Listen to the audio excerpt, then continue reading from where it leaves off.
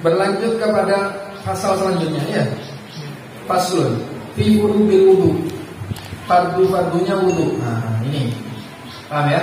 Sekarang kita sudah mulai masuk ke inti. Paham?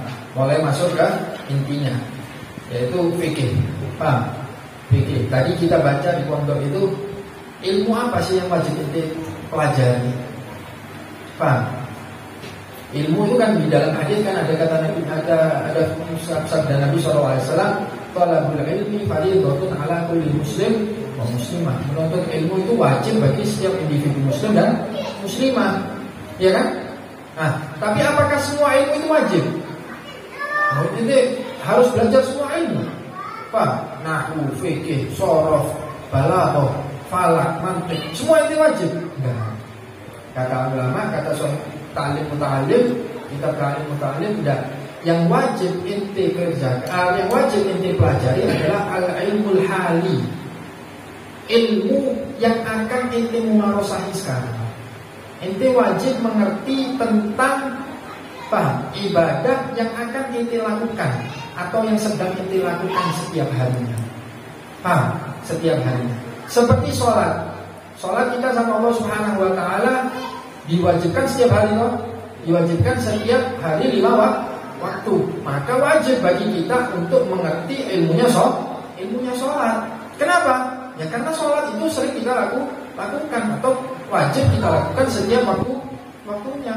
Wudu, ente sholat tidak sah tanpa wudu, berarti wudu juga wajib. Wudu berarti juga ente lakukan setiap hari. Berarti ente sekarang wajib untuk mengerti ilmunya wudu. Paham ya? Nah, untuk hal yang ente nggak diwajibkan atau yang belum wajib bagi ente, maka ente nggak perlu mempelajari. Masih belum wajib untuk dipelajari seperti apa? Seperti haji misalnya. Ente belum wajib menunaikan haji, misal, maka ente belum diwajibkan oleh Allah Subhanahu wa ta'ala untuk belajar ilmunya haji. Paham? Sekarang puasa misalnya, ente sudah diwajibkan puasa sama Allah Ta'ala. Kalau misalnya ada anak kecil yang belum diwajibkan puasa sama Allah Ta'ala, kalau ente puasa wajib. Kenapa? Karena ente sudah diwajibkan puasa sama Allah Ta'ala. Iya kan? Benar ya? Ente sudah mukallaf belum? Sudah mukallaf belum? Siapa mukallaf? Baligh, akil, ya, muslim. Alhamdulillah kita semua muslim. Baligh, ada yang belum baligh di sini?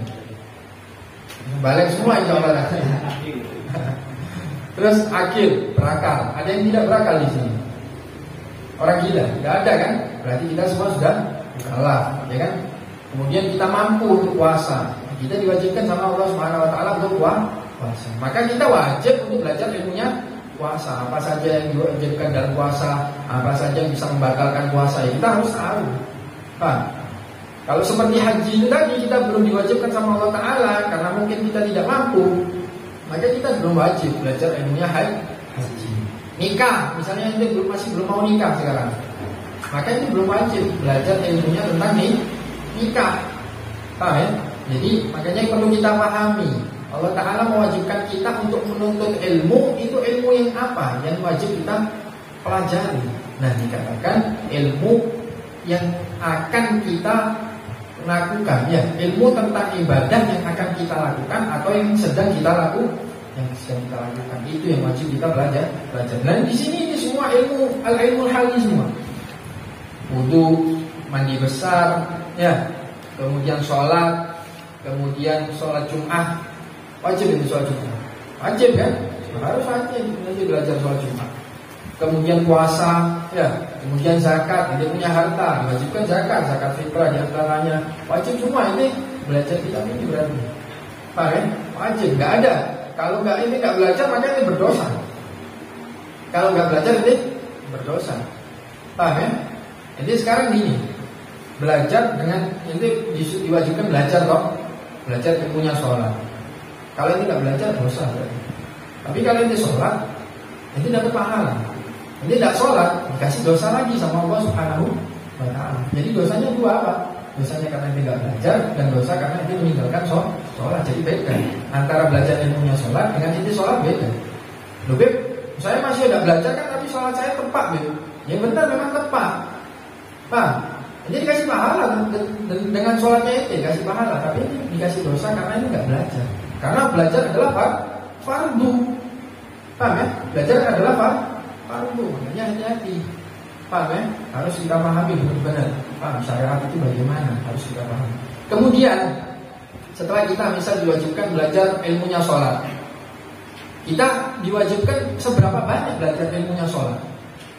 Seberapa banyak? Apakah harus kita belajar setahun, 2 tahun, atau harus belajar kitab ini, atau harus belajar kitab itu, harus naik ke tingkat kitab yang paling tinggi atau gimana? Tidak. Katanya Syekh Ta'lim Muta'allim, beliau mengatakan yang wajib itu adalah al-qadru alladhi yu'addi bihil wajib, atau al-qadr alladhi yu'addi bihil faraid. Yaitu kadar yang ente dengan kadar tersebut ente bisa melakukan kewajiban tersebut dengan baik dan benar. Misal sholat, ente berarti harus belajar ilmunya sholat sebanyak ente bisa melakukan dengan ilmu tersebut, melaksanakan sholat dengan baik dan benar, sah menurut syariat. Itu sudah cukup. Seperti apa misalnya rukun-rukunnya sholat, ente harus pelajari. Kemudian yang membatalkan sholat juga ente harus pelajari. Sunnah-sunnahnya sholat, makruh-makruhnya sholat itu juga harus pelajari. Karena dengan itu ente bisa melakukan sholat dengan baik dan benar. Gak perlu ente mulu-mulu sholat berarti masalah-masalah tentang sholat yang rumit-rumit seperti masalah sujud sahwi, masalah ini, masalah itu, tidak perlu ente. Paham? Karena tanpa itu pun kita bisa sholat dengan sah menurut kacamata syariat. Yaitu paham ya? Jadi yang wajib kita pelajari adalah ilmu yang akan kita lakukan, ilmu tentang ibadah yang akan kita lakukan.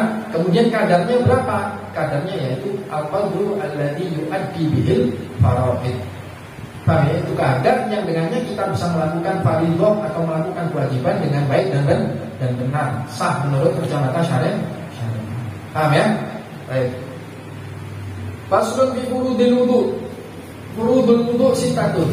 Ada 6. Fardunya wudu ada 6. Makanya fardu ini maksudnya rukun. Rukunnya wudu ada 6.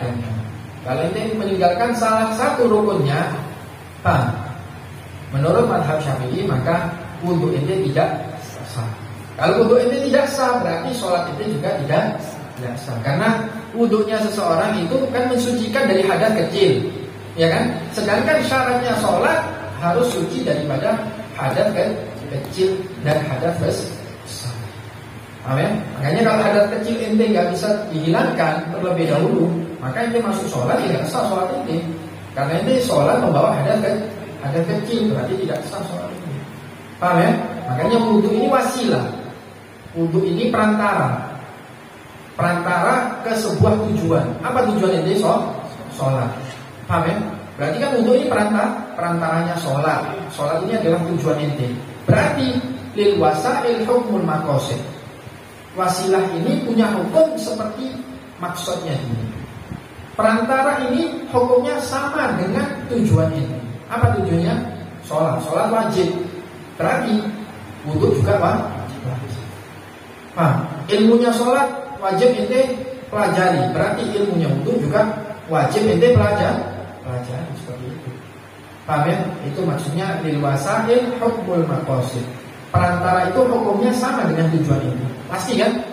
Orang ketika mau berjalan kan ada perantara. Jadi sekarang misal ini mau berjalan, paham? Di depan ini ada sungai. Ini pengen menuju ke tanah yang ada di tepi sungai sebelah situ. Paham? Mana tujuan ini?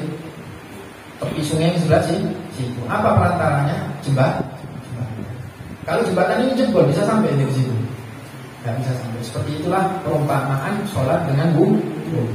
Paham ya? Bisa dipahami ya? Maka dari itu perlu juga kita belajar wudu dengan baik dan benar. Harus konsentrasi ya. Furudul wudu sittatun, ada 6. Di mazhab Syafi'i fardunya wudu ada 6, rukunnya wudu ada 6. Paham?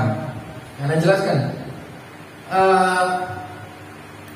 Yang pertama adalah niat. Paham? Niat. Karena diambil dari hadis Nabi SAW, innamal a'malu binniyat. Semua ibadah itu perlu tergantung niatnya. Ibadah itu tergantung niat. Kalau ibadah itu kalau niat kita sah, maka ibadahnya itu tersebut sah. Pak, kalau niat kita nggak benar atau salah, maka ibadahnya tidak sah. Atau kalau kita tidak niat, maka ibadah tersebut tidak sah. Paham ya? Nah itu dalilnya, niat adalah innamal a'malu binniyat. Paham? Dari hadis Nabi SAW yang berbunyi innamal a'malu binniyat. Kemudian yang kedua, membasuh wajah. Paham? Kemudian membasuh apa? Tangan sampai mana? Sampai siku. Kemudian yang ketiga atau yang ketiga kemudian apa? Mengusap kepala, sebagian kulit dari kepala atau rambut. Yang kelima, membasuh kaki sampai mata kaki. Nah, 4 perkara ini tadi atau 4 amal ini tadi dalilnya diambil dari mana? Dari ayat Al-Qur'an. Katakan sama Allah Ta'ala wamsahu wujuhakum wa aydiyakum ilal marafiq. Wamsahu wujuhakum, muka kalian, wajah kalian. Wa aydiyakum, dan tangan kalian. Wasilu wujuhakum wa aydiyakum ilal marafiq. Sampai mana? Sampai siku. Kemudian wamsahu ru'usakum. Wamsahu biru'usikum, dan basuhlah kepala kalian biru'usikum. Wa arjulakum pakai nasab fathah. Wa arjulakum maktub sama sebelumnya. Wasilu wujuhakum wa aydiyakum, kemudian wa arjulakum. Berarti harus dibasuh. Gak cukup diusap. Kaki gak cukup diusap. Gimana diambil dari ayat Al-Quran tersebut? Wasilu wujuhakum wa aydiyakum ilal marafiq wamsahu biru'usikum wa arjulakum ilal ka'bayn. Paham ya? Jadi 4 amal ini tadi diambil dari ayat Al-Quran. Yang keenam, at-tartib. Tartib ini tidak mendahulukan yang terdahulu atau yang dimulai dari awal. Tidak sesuai tartibnya Nabi Sallallahu Alaihi Wasallam, sesuai tartibnya ayat Al-Quran itu tadi. Paham ya? Tidak mendahulukan yang akhir daripada yang awal. Itu maksudnya tartib. Diambil dari mana? Dari hadis Nabi Sallallahu Alaihi Wasallam, ibda'u bima bada'allahu bih. Mulailah kalian dengan apa yang dimulai oleh Allah Subhanahu wa Ta'ala. Apa yang dimulai oleh Allah Subhanahu wa Ta'ala dalam ayat tersebut? Wajah, kemudian tangan, kemudian mengusap kepala, kemudian membasuh kaki. Paham ya? Itu yang dinamakan tartib. Harus sesuai, harus tertib. Pertama wajah, kedua tangan, ketiga mengusap kepala, keempat membasuh kaki. Harus tertib sesuai apa yang telah dicantumkan oleh Allah Subhanahu wa Ta'ala. Itu tadi dalil daripada dalil daripada rukun-rukunnya wudu. Baik, al-awwal an-niyah. Paham ya? Yang pertama an-niyah. Niyah itu wajib. Wajibnya di mana? Wajibnya niat itu di mana? Di dalam hati. Wajibnya niat itu di dalam hati. Wa talaffudhu biha sunnah. Mengucapkannya itu sunnah. Paham ya? Kenapa sunnah? Ya, karena di dalam pelafatan niat tersebut itu membantu hati untuk bisa menguraikan niat dengan baik dan benar. Misal kalau ini ya, sholat Allah langsung takbir tanpa itu usolli fardhu dhuhri apa rakaat. Itu kadang ketika ini niat bisa jadi usolli fardhu maghrib. Kadang masih bingung kan ya? Kadang masih bingung. Makanya itu perlunya pelafatan supaya membantu hati untuk bisa langsung connect dengan niat.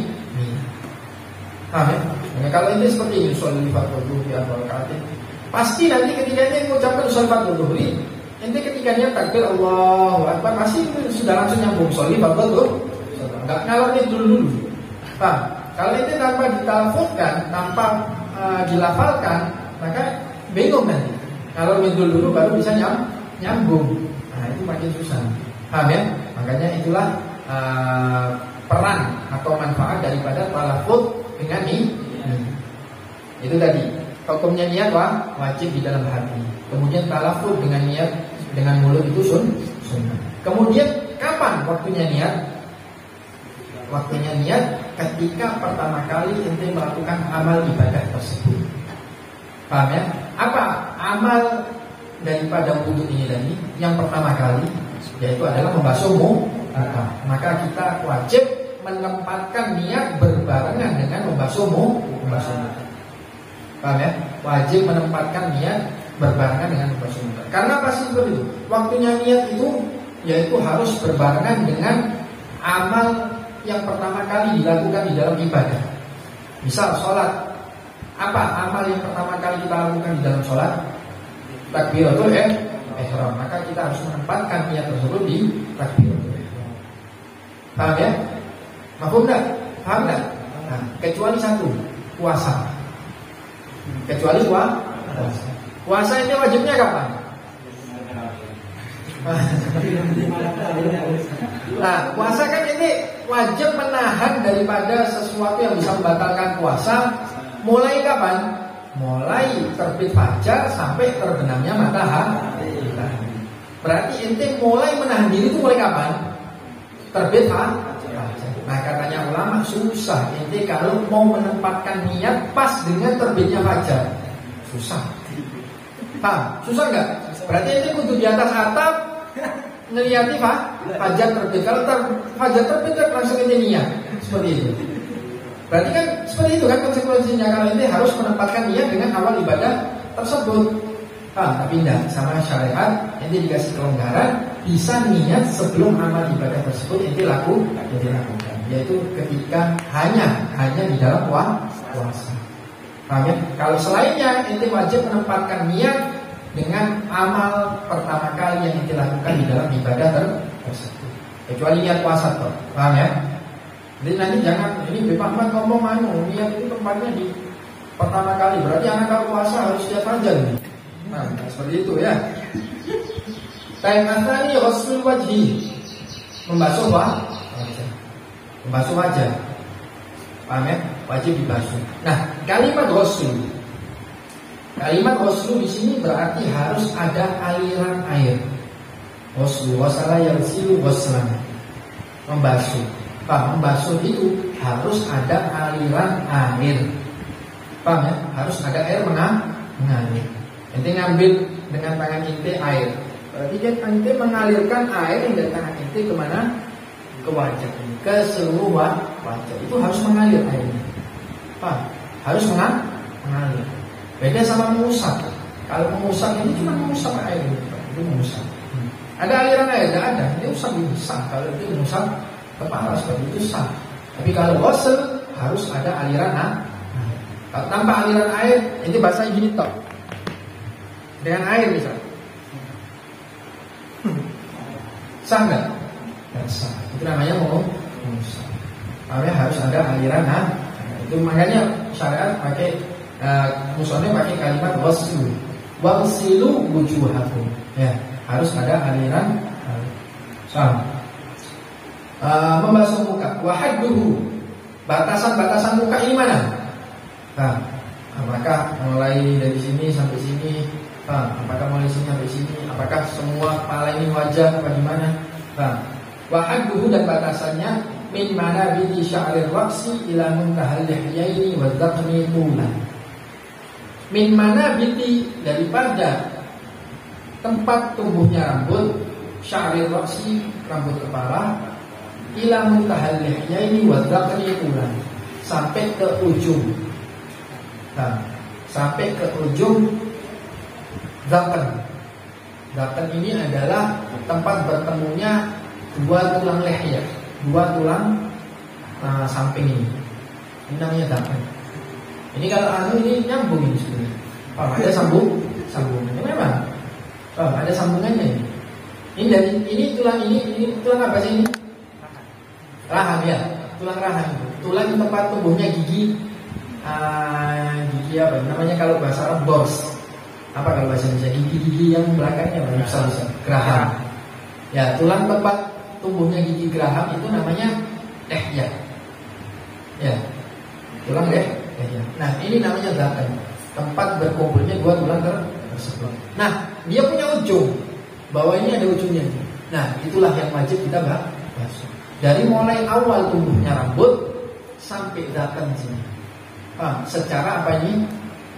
Ketika horizon tadi panjang ini, paham ya? Manjang. seperti itu.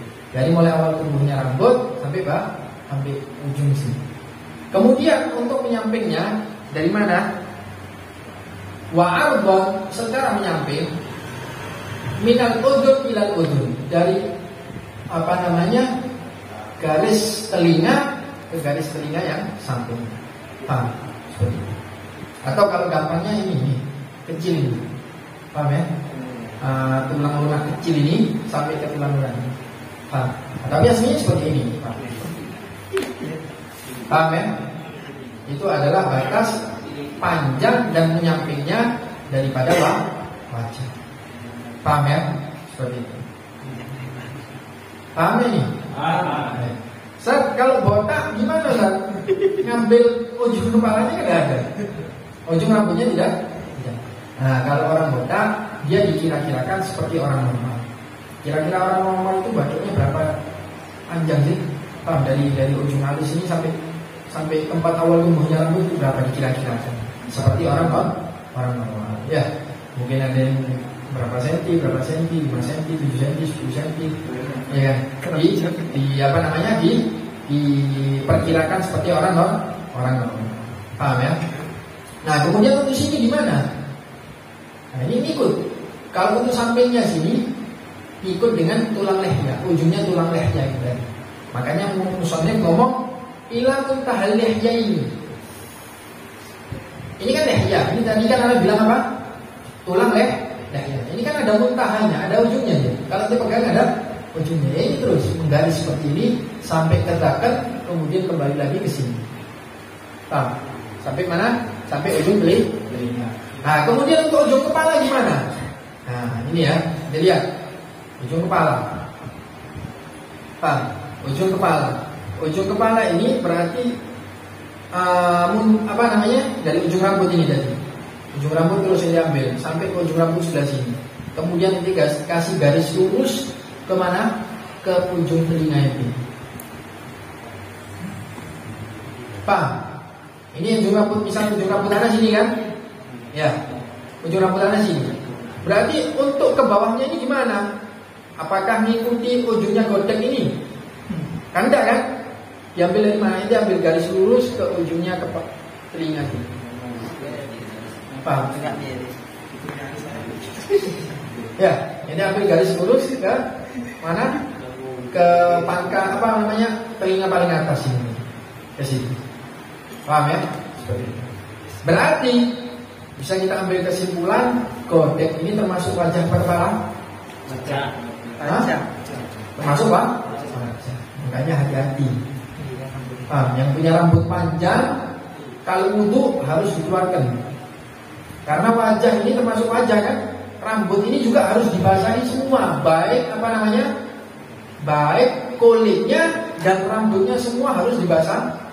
Makanya yang punya istri, punya anak, punya ibu, punya adik, punya kakak, punya keluarga semua yang perempuan dikasih tahu. Kalau wudu rambutnya tidak boleh kuncir semua. Godeknya disisakan dikeluarkan karena itu wajib dibasuh. Ini perlu ditambah. Paham ya? Perlu ditambah. Jadi jangan salah-salah wudu kuncir semua wudu. Nah ini yang panjang ke sini ini gimana ini belum basah? Termasuk wajah bukan? Termasuk wajah. Kok udah dibasahi? Paham ya? Seperti itu. Makanya hati-hati nih. Makanya harus hati-hati. Paham? Karena rambut yang ada di wajah, paham? Itu wajib dibasuh, baik kulitnya dan dan rambutnya semua wajib dibasuh, baik tipis maupun tebal, wajib dibasuh. Kecuali dua. Apa? Godek dan jenggot. Kalau dia tebal, itu dalamnya kulitnya tidak wajib dibasuh, cukup luarnya saja. Kecuali dua juga. Paham? Jadi kalau punya godek tebal atau janggut tebal, ya makpol gitu tebal, itu tidak wajib dia selah-selahi, tidak wajib untuk dia dibasahi kulitnya, itu tidak wajib ketempelan air kulitnya, tidak wajib. Cukup luarnya. Kemudian janggut tebal dan apa namanya? Bukan godek, brewok. Nah, brewok yang tebal sama janggut yang tebal itu gimana? apakah cukup panjang atau gimana, atau panjangnya senti 2 senti. Nah, bahkan sama ulama, brewok yang tebal dan janggut yang tebal itu yang nggak kelihatan kulitnya dari majelis takhotub. Majelis takhotub itu jarak antara 2 orang kalau dia sedang berbincang-bincang. Jaraknya itu berapa ketika Anda berbincang-bincang dengan ente? Kira-kira berapa? Semeter bisa, ya kan? Semeter, tidak terlalu dekat, tidak terlalu jauh.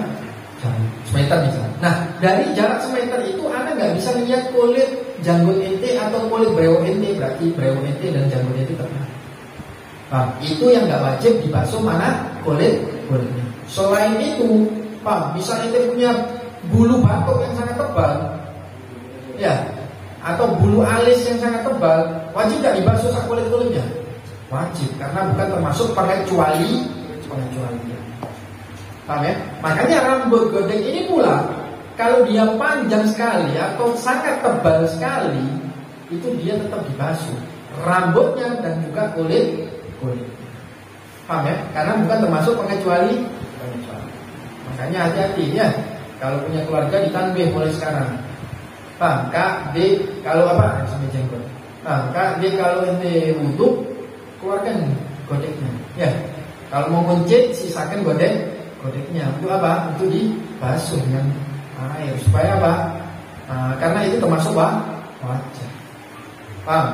Karena itu termasuk wajah. Paham ya? Paham. Baik. Asalid ghuslul yadaini ilal mirfaqain. Membasuh tangan, kedua tangan, ilal mirfaqain, sampai siku-siku. Kedua siku-siku ini adalah pertemuan 2 tulang. Tulang lengan dan tulang bawahnya ini. Ya, lengan atas dengan lengan bawah. Al-abud was-sa'id kalau dengan bahasa. Itu pertemuan 2 lengan. Itu namanya siku. Itu wajib membasuh tangan. Mulai dari ujung jari sampai siku. Wajib. Ente apa namanya ini siku. Wajib ente basuh semua. Kulit semua, kalau ada bulu tebal pun harus dibasuh semua. Bulu tebal pun harus dibasuh sampai ke kulit-kulitnya. Airnya itu harus sampai ke kulit-kulitnya. Bawah kuku juga. Nah, ini bawah kuku, hati-hati. Bawah kuku. Ini punya kuku panjang harus dibersihkan. Kemudian kalau wudu harus diselah-selahi, sehingga air bisa sampai ke dalam bawah kuku. Yang punya kuku biasanya kuku jempol panjang ya. Kuku ini, kuku jentik, itu harus diselah-selahi kalau punya kuku panjang. Kalau ada kotorannya, dia pakai dulu, dibersihkan terlebih dahulu, sehingga air itu bisa masuk ke dalam kulit yang ada di bawah kuku. Dan kuku yang bagian bawah. Hati-hati nih, biasanya orang kalau wudu asal-asalan, gini-gini toh. Tapi kalau dia punya punya kuku panjang harus diselah-selahi, nggak cukup ini gini-gini. Takutnya masih ada kotoran, nggak bisa angkat kotoran tersebut kalau nggak diselah-selahi. Itu juga harus. Jadi semua kulit ini, kemudian lipatan-lipatan. Lipatan-lipatan ini juga harus dibersihkan, hati-hati. Jadi kalau kita sekarang enak, lipatannya mudah. Kalau biasanya orang tua kesian. Kadang di sikunya itu kan ada lipatan, ya kan? Orang tua-tua ini dengan tangannya lipatannya besar-besar, itu harus diselah-selahi juga. Wajib diselah-selahi. Ya? Begitu juga wajah. Wajah misalnya ada lubang-lubang bekas jerawat, itu harus bersihkan, hati-hati. Makanya harus dimaksimalkan di dalam dalaknya itu, pemijatannya itu, pembosokannya itu harus dimaksimalkan supaya air bisa masuk. Dan termasuk wajah ini, ujung dari mata, baik ujung dalam maupun ujung luar, ini termasuk wajah. Kalau kita sekarang alhamdulillah masih kencang semua ya kan. Kalau orang tua kan kesian, ya kan, kadang sininya sudah keriput, sudah keriput melipat-lipat, itu juga harus dibersihkan. Paham ya?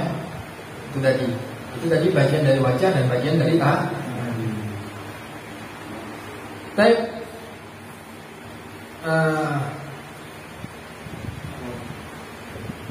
Kok udah nggak kabeh. Masih lama ya. Baik. Ar-rabi' mas'u syai'in min basyaratir ra'si aw sya'rin fi haddi. Mas'u syai'in mengusap sebagian, syai'in sedikit, min basyaratir ra'si daripada kulit kepala, aw sya'rin aw sya'rihi ya, atau sya'rin bisa, atau rambut fi haddihi yang ada di batasan kepala. Yang ada di batasan kepala. Yang pertama itu diwajibkan masah. Masah itu tadi seperti itu, mengusap atau nutul lagi. Nutul, sah sebetulnya. Syai'in sedikit min basyaratir ra'si, sedikit daripada kulit daripada kepala. Paham ya? Kulit daripada kepala. Nah, ini sebelumnya harus tahu mana saja batasan kepala. Batasan kepala itu adalah yang dikatakan ra's di dalam wudhu ini, yaitu yang bukan selain wajah dan leher, itu namanya kepala. Paham ya? Yang bukan selain wajah dan leher, itu namanya kepala. Baik. Itu tadi ya batasan kepala. Kemudian itu wajib mengusap sedikit saja daripada kulit rambut. Kulit kepala? Kulit kepala. Wajib sedikit aja. Walaupun satu tetes jarum. Ini ambil jarum, ini celupkan air, ini tempelkan ke bagian kepala. Bukan maksudnya ditempelkan aja sedikit. Artinya ibaratnya jarum tipis, sedikit kan? Sedikit. Artinya air yang menempel di kulit kepala itu sedikit. Itu sudah sah. Paham ya? Itu sudah sah. Pertama harus dari kulit kepala atau rambut yang masih berada di batasan kepala. Ada rambut yang keluar dari batasan kepala ada. Walaupun tempat tumbuhnya masih di kepala toh. Tempat tumbuhnya masih di batasan kepala, tapi rambut itu ketika dia ditarik ke arusnya, ketika dia ditarik ke arusnya, dia keluar dari batasan kepala, itu namanya rambut yang keluar dari batasan kepala. Seandainya misal, coba Mas Samben, coba buka kepalanya. Ya, ambil rambut dari atas, agak dalam dikit. Ya sini. Ya itu kan rambut, dan kan pasti tempat tumbuhnya di kepala toh. Tapi ketika dia ditarik, kalau mengikuti arusnya, karena arusnya rambut atas ini ke depan. Ketika ditarik, sambil tarik Mas. Tarik keluar. Ya. Nah, yang dekat matanya itu yang dia basuh, boleh nggak? Nggak boleh. Kenapa? Karena rambutnya itu keluar dari batas kepala ketika dia ditarik ke arah arusnya rambut itu tadi. Paham enggak? Paham ya? Baik. Itu tadi. Berarti hati-hati. Paham ya? Berarti hati-hati. Kalau seperti ini misal, gampangnya rambutnya perempuan aja ya. Rambutnya perempuan. Perempuan kalau wudhu basuh yang di ujung sini aja gimana? Musab di sini. Boleh enggak? Enggak boleh. Enggak boleh. Kenapa? Karena dia sudah keluar daripada batasan rambut. Batasan kepala. Berarti harus gimana? Harus di sini harus mengenai rambut yang masih di dalam area kepala. Paham nggak? Paham ya? Makanya jadi hati-hati, jangan salah-salahnya. Maksud perempuan gitu. Tidak sah betulnya. Kenapa? Karena itu tadi rambutnya ini sudah keluar dari batasan kepalanya dia ketika dia ditarik dengan arusnya. Kalau arusnya bagian kanan, bagian samping ke bawah. Kalau arusnya kepala ya ke bawah. Tapi kalau ke atas yang ke atas itu arusnya. Paham ya?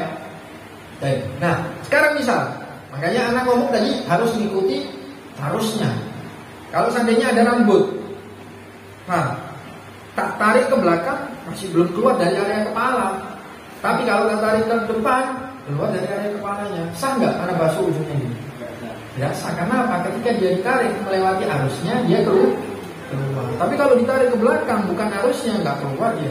Seperti masnya ini tadi kalau ditarik ke belakang nggak keluar dari area rambut, sah nggak? Tetap nggak sah. Kenapa? Karena dia ketika dia ditarik mengikuti arusnya dia keluar dari bagian kepala, keluar dari area kepala. Maka itu bisa membatalkan nggak sah itu dibasuh. Paham ya? Jadi milih antara dua, mau kulit kepala atau rambut yang masih berada di batasan kepala. Paham ya? Baik. Kemudian sekarang ini apa ini? Tulang ini, tulang tengkorak yang di belakang telinga. Ya, putih-putih loh, bayat yang berada di dalam telinga. Itu sah nggak kalau ente basuh? Sah. Kalau ente basuh itu kan basuh. Termasuk kepala. Ya, sah. Karena dia termasuk apa? Paham ya? Termasuk kepala. Itu seperti ini bisa. Gampang. Paham? Paham ya? Makanya kalau ente haji, hati-hati. Kalau ente pakai kacamata, biasanya kan haji kan gaya. Pakai kacamata tebel, itu nutupi sininya. Nah, nggak sah kalau dia laki. Kenapa? Karena dia menutupi bagian dari kepala. Ya, kan kalau orang ihram yang laki nggak boleh nutupi dari bagian kepala. Nggak bisa. Kalau dia pakai kacamata yang tangkainya besar, tebal, berarti otomatis dia menutupi sedikit dari bagian kepalanya. Tidak sah menurut ulama. Ini di bab haji dikatakan. Begitu juga di wudhu. Karena dia bagian dari kepala, maka dia sah untuk dibasuh ketika dia wudhu. Paham ya? Bisa dipahami ya? Baik. Enak nanti kalau ngerti begitu enak. Paham ya? Jadi nggak kayak apa itu musang ini cuma tolak-tolak. Paham? Al-khamis wasulul rijlain ma'al ka'bain. Ini cukup ya, cukup ya. Nah, insyaallah minggu depan. Paham?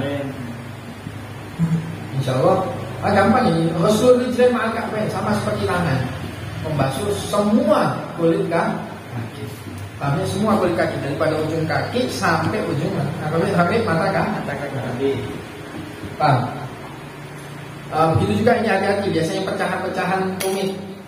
Nah, itu harus dibasuh, harus dibuka di sela-sela.